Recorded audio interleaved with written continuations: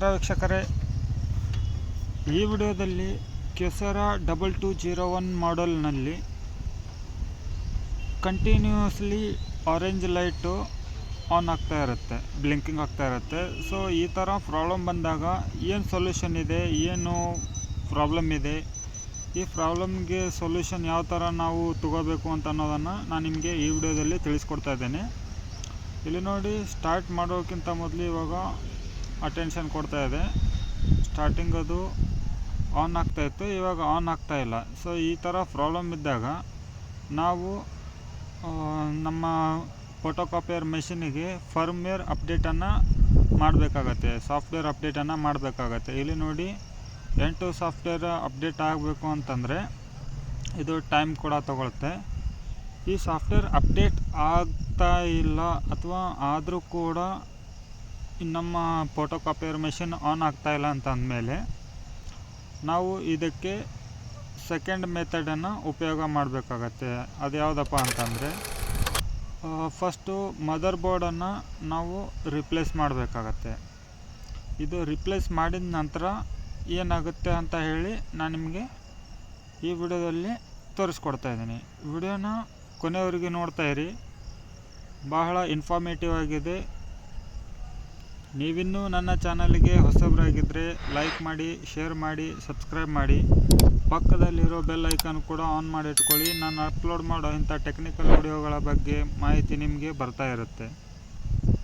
ಇಲ್ಲಿ ನೋಡಿ, ಇವಾಗ ಮದರ್ ಬೋರ್ಡು ರಿಪ್ಲೇಸ್ ಮಾಡಲಿಕ್ಕಂತ ಹೇಳಿ ಫೋಟೋಕಾಪಿಯರ್ ಮೆಷಿನದ ಬ್ಯಾಕ್ ಕವರ್ನ ರಿಮೂವ್ ಮಾಡಿಬಿಟ್ಟು ಮದರ್ ಬೋರ್ಡ್ನಲ್ಲಿ ಇರುವಂಥ ಎಲ್ಲ ಸ್ವಿಚಸ್ಗಳನ್ನು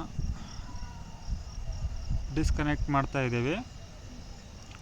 ಇದಾದ ನಂತರ ನಾವು ಈ ಮದರ್ ಬೋರ್ಡನ್ನು ಅದಕ್ಕೆ ಫಿಕ್ಸ್ ಮಾಡಿಬಿಟ್ಟು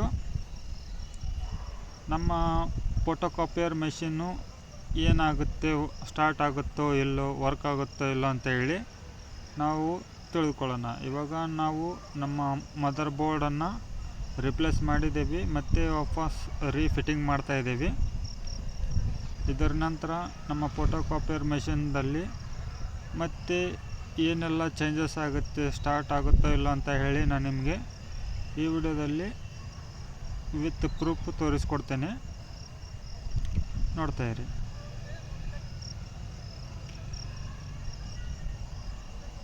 ಮಷಿನ್ದಲ್ಲಿ ಬರುವಂಥ ಒಂದೇ ಸಮಸ್ಯೆ ಇರೋದಿಲ್ಲ ವೀಕ್ಷಕರೇ. ಮಷಿನ್ದಲ್ಲಿ ಡಿಫ್ರೆಂಟ್ ಟೈಪ್ ಆಫ್ ಏರರ್ಸ್ ಇರುತ್ತೆ, ಪ್ರಾಬ್ಲಮ್ಸ್ ಇರುತ್ತೆ.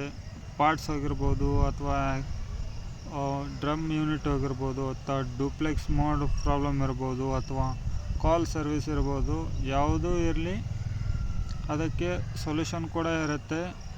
ಅದು ಚೆಕ್ ಮಾಡಿಬಿಟ್ಟೇ ಅದಕ್ಕೆ ಸೊಲ್ಯೂಷನ್ ತಗೋಬೇಕಾಗತ್ತೆ. ಹಾಗಾಗಿ ಸರ್ವಿಸ್ ಇಂಜಿನಿಯರಿಗೆ ನೀವು ಕಾಂಟ್ಯಾಕ್ಟ್ ಮಾಡಬೇಕಾಗತ್ತೆ. ನಿಮ್ಮ ಓನ್ ವಿಚಾರದಿಂದ ಇದನ್ನೆಲ್ಲ ಮಾಡಲಿಕ್ಕೆ ಹೋಗಬೇಡಿ. ಯಾಕಂದರೆ ಏನಾದರೂ ಪ್ರಾಬ್ಲಮ್ ಆದರೂ ಕೂಡ ಮತ್ತು ಅದು ನಿಮಗೆ ಸೊಲ್ಯೂಷನ್ ಸಿಗೋದಿಲ್ಲ. ಸಣ್ಣ ಇರೋ ಪ್ರಾಬ್ಲಮ್ಮು ಮತ್ತು ದೊಡ್ಡದಾದ ನಂತರ ಓಡಾಡೋದಾಗತ್ತೆ. ಸೊ ಹಾಗಾಗಿ ಆ ಥರ ಮಾಡಬೇಡಿ. ಇವಾಗ ನೋಡಿ, ನಾನೆಲ್ಲ ಫಿಟ್ಟಿಂಗನ್ನು ಮಾಡಿದ್ದೇವೆ ಮಷಿನನ್ನು. ಇವಾಗ ಮಷಿನನ್ನು ಆನ್ ಮಾಡಿದ್ದೇವೆ. ಇವಾಗ ಸಿಸ್ಟಮ್ ಕೂಡ ಸ್ಟಾರ್ಟ್ ಮಾಡಿದ್ದೇವೆ. ಸ್ಟಾಪು ಓಕೆ ಬಟನ್ ಒತ್ತಿದ ನಂತರ ಇಲ್ಲಿ ಕೊಡ್ತಾ ಇರೋಂಥ ಅಟೆನ್ಷನ್ ಏರರು ಇಲ್ಲಿ ನೋಡಿ, ನಮ್ಮ ಮಷೀನು ಪ್ಲೀಸ್ ವೇಟ್ ಅಂತೇಳಿ ಬಂದಿದೆ. ಅಂದರೆ ಇದು ನಮ್ಮ ಈ ಪ್ರಾಬ್ಲಮ್ಗೆ ಸೊಲ್ಯೂಷನ್.